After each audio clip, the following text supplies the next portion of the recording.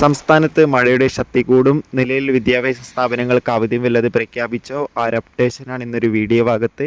വീഡിയോയിൽ മുൻപ് video like ചെയ്യുക, ചാനൽ സബ്സ്ക്രൈബ് ചെയ്യുക. ഈ വരുന്ന ജൂലൈ മാസം അങ്ങോട്ട് ധാരാളം ചിത്രങ്ങൾ OTT റിലീസ് ചെയ്യാൻ പോവുകയാണ്. നമ്മുടെ ചാനൽ ഭാഗം പരിശോധിച്ചാൽ നിങ്ങൾക്ക് കാണാൻ വേണ്ടി സാധിക്കുന്നതായിരിക്കും.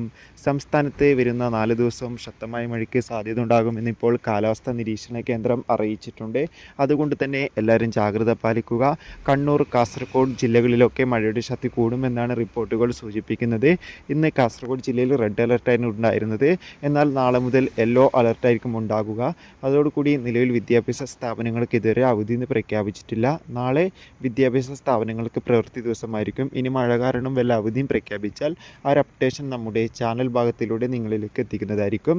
ആ ഒരു വീഡിയോ നിങ്ങൾക്ക് പെട്ടെന്ന് കിട്ടാൻ വേണ്ടി ചാനൽ ഇപ്പോൾ തന്നെ സബ്സ്ക്രൈബ് ചെയ്യുക. ജൂലൈ മാസം ധാരാളം ചിത്രങ്ങൾ OTT റിലീസ് ചെയ്യും. ചാനൽ ഭാഗം പരിശോധിച്ചാൽ കാണാം.